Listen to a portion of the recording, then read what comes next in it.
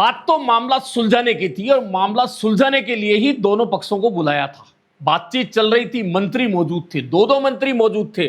अचानक दोनों पक्षों में इतनी खींचातानी हो गई कि दोनों पक्ष मीटिंग में ही भिड़ गए, और मीटिंग में भिड़ नहीं गए, बाहर निकल गए, और ऐसी स्थिति बन गई कि कैबिनेट मंत्री को भी मीटिंग छोड़कर जाना पड़ा। और लगा कि जो कैबिनेट मंत्री इतने बड़े मसले को सुलझाने के लिए भीड़ के बीच में गए थे, वहां वादा करके आए थे, वह वादा तो टूटेगा ही, साथ में गले की फांस और बन जाएगा। और यह स्थितियां बन गई तो लोगों को लगा कि मामला सुलझने की जगह बिगड़ चुका है, और जो तनाव दो जातियों के बीच में, दो क्षेत्रों के बीच में और हो रहा था, उसका बड़ा राजनीतिक असर जाने वाला था, वह और ज्यादा उलझ गया है। लेकिन कुछ देर बाद में स्थितियां सुधरी, दोनों पक्ष फिर साथ में बैठे, बातचीत हुई और 3 मंत्रियों के साथ में समझौता हो गया। जी हां, बात हो रही है पांचना बांध के विवाद की। और आपको याद होगा कि लगभग 1 महीने तक पूर्वी राजस्थान में जो गर्माहट रही, राजनीतिक गर्माहट रही, जातियों के बीच में वर्ग संघर्ष की स्थिति आई, दोनों तरफ से एक दूसरे के खिलाफ जो बयान आ सकते थे वे आए, एक दूसरे को देख लेने तक की धमकियां हुई। मामला ऐसा लग रहा था कि मामला बिगड़ जाएगा। एक तरफ यह जिद थी कि पांचना बांध का एक बूंद भी पानी नहीं आने देंगे, दूसरी तरफ जिद थी कि नहरें बनी है तो पानी आना चाहिए, हमारे खेत क्यों सूखे रहे।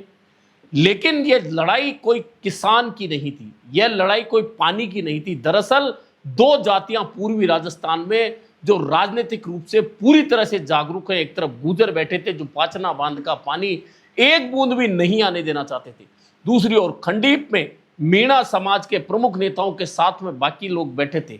हजारों की भीड़ थी, रोजाना भीड़ बढ़ रही थी, और स्थितियां यह हो गई थी, चेतावनी दे दी थी कि अगर 28 तारीख तक पानी नहीं आया तो रेल रोक देंगे। और रेल का यह वही मार्ग है जो कभी कर्नल किरोड़ी सिंह बैंसला ने रोका था। वे पीलूपुरा में रोकते थे, यहां खंडीप में रुकता, और अगर यह रुकता तो तय मान के चलिए कि देश की राजधानी से औद्योगिक राजधानी का मार्ग रुक जाता और कितना बड़ा बवाल हो जाता।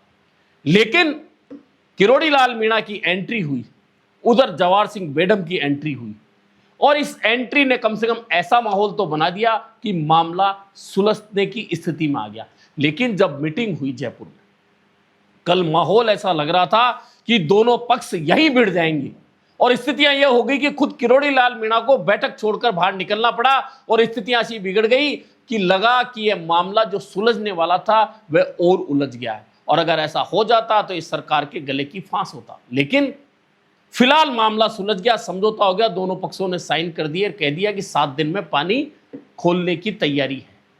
अब असली बात यह है कि पानी खुलेगा तो जो लोग चेतावनी दे रहे थे पांचना पर बैठ कर के एक बूंद पानी नहीं जाने देंगे, उनका क्या होगा?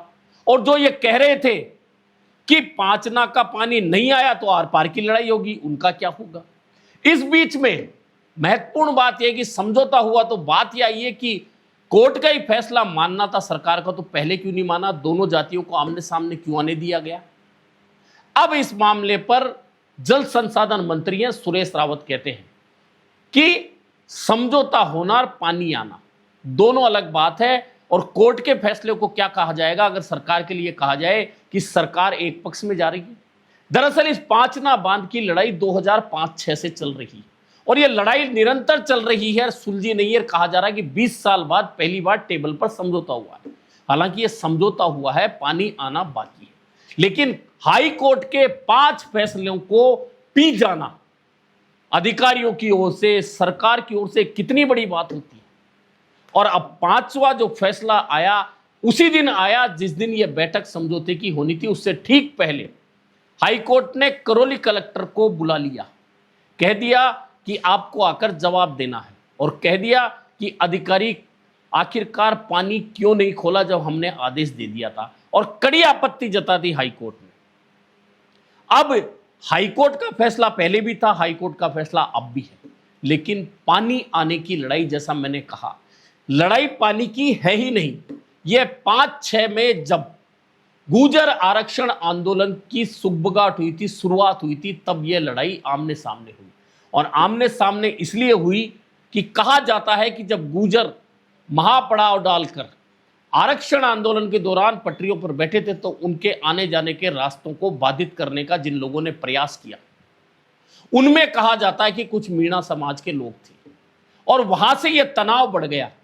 तनाव बढ़ गया तो जितनी भी घटनाएं बीच में होती रही, उनमें कहीं ना कहीं ये दो समुदाय सामने आते रहे।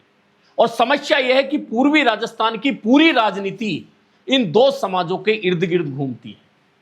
इर्द गिर्द ही नहीं घूमती, कुछ प्रमुख नेता सिर्फ इन जाति समाजों के कारण ही नेता बने हुए। चाहे डॉक्टर किरोड़ी लाल मीणा की बात कर लें, रामकेश मीणा की बात कर लें, हरीश मीणा की बात कर लें, सचिन पायलट की बात कर लें, जवाहर सिंह बेडम की बात कर लें, रमेश मीणा की बात कर लें, नमो नारायण मीणा की बात कर लें, घनश्याम मेहर की बात कर लें, मान सिंह गुर्जर की बात कर लें, विजय भैंसला की बात कर लें, तमाम जो नेता हैं, चाहे वे गुर्जर समाज के नेता हैं, चाहे वे मीणा समाज के नेता हैं, उनकी राजनीति अपनी जाति पर टिकी हुई है और जातीय मंच पर जाकर जाति का पक्ष लेना उनकी मजबूरी है।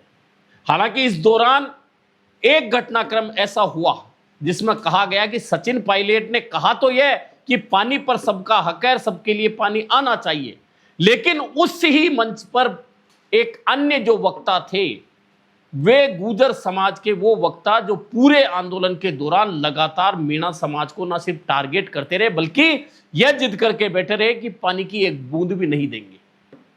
वहां से बात बिगड़ी और कहा जा रहा है कि कहीं ना कहीं इस मामले का नुकसान आगे चलकर राजनीतिक रूप से किसी एक समाज को तो होगा, लेकिन किसे होगा यह वह 8 सीटें बताएंगी जो सामान्य सीटें हैं। लेकिन उन सामान्य सीटों पर अब या तो गुर्जर चुनाव लड़कर जीत रहा है या मीणा समाज का कोई व्यक्ति चुनाव लड़कर जीत रहा है। उन सीटों में दौसा की सीट है, बांदीकुई है, महुआ है, टोडा भीम है, गंगापुर है, नगर है, बाड़ी है। ये वे सीटें हैं जो सामान्य वर्ग की हैं, लेकिन इन पर सामान्य वर्ग नहीं, अब या तो कोई गुर्जर जीत रहा है या कोई मीणा जीत रहा है। और इस पूरे क्षेत्र में चूंकि मीणा जाति वैसे तो कांग्रेस के साथ है, लेकिन अपनी जाति के प्रत्याशी को जिताने के लिए लामबंद होती है। और यह जातिगत सिर्फ मीणा और गुर्जर की बात नहीं है, तमाम जातियों में यह स्थितियां देखने को मिल रही है। यानी कि पांचना बांध का जो विवाद है, असल विवाद की जड़ में वह राजनीति है कि पूर्वी राजस्थान की राजनीति पर आखिरकार मीणा और गुर्जर में से ज्यादा प्रभाव किसका रहे, ज्यादा ताकत किसकी रहे। तो इसमें एक बात तो बहुत सीधी है, क्योंकि मीणा एसटी से आते हैं और एसटी से रिजर्व सीटों पर सिर्फ मीणा समाज लड़ सकता है। हालांकि 2 सीटें 2 बार एसटी की, एक बस्सी और एक अलवर की सीट, उस पर धानका समाज के 2 उम्मीदवार आए, दोनों ने चुनाव जीता। इसके अलावा एसटी की तमाम सीटों पर मीणा समाज कब्जा करता रहा, चाहे वह गंगापुर हो, चाहे वह पहले बांदीकुई थी, वहां पहले मीणा, उसके बाद में गुर्जर, फिर माली, उसके बाद महुआ की बात कर ले तो वहां लगातार अब मीणा समाज का कब्जा है। बाड़ी की बात करें तो वहां गिरिराज सिंह मलिंगा जीतते थे, लेकिन अब वहां गुर्जर है। नगर में अब गुर्जर है, जहां से जवाहर सिंह बेडम खुद हैं। टोडा भीम की बात करें तो वह सीट हमेशा मीणा जीत रहे हैं, एसटी के लिए रिजर्व सीट है। गंगापुर पहले गुर्जर जीतते थे, अब वहां रामकेश मीणा जीत रहे हैं। यानी कि एसटी की रिजर्व सीटों के अलावा जो सामान्य सीटें हैं, उन सीटों पर मीणा समाज ज्यादा मजबूत तरीके से हो चुका है। और कहीं ना कहीं ये जो पांचना बांध का विवाद है, जिसे सुलझाने में किरोड़ी लाल मीणा ने भूमिका निभाई है, जवाहर सिंह बेडम ने भूमिका निभाई है, इसका असर 2028 के चुनाव में पूर्वी राजस्थान में निश्चित तौर पर देखने को मिलने वाला है।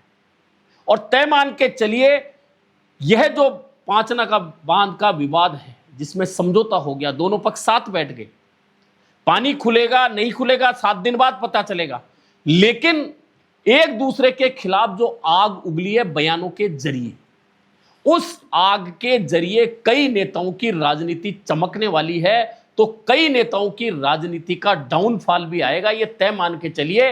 और आज जो बयान चलने के बाद सोशल मीडिया पर चूंकि आ चुके हैं, बहुत सारे लोग उन बयानों को सेव कर चुके हैं, इसलिए कर चुके हैं कि जैसे ही चुनाव आएगा तो समाजों को जागृत करने के लिए वे बयान फिर सोशल मीडिया पर डोलने के लिए आएंगे।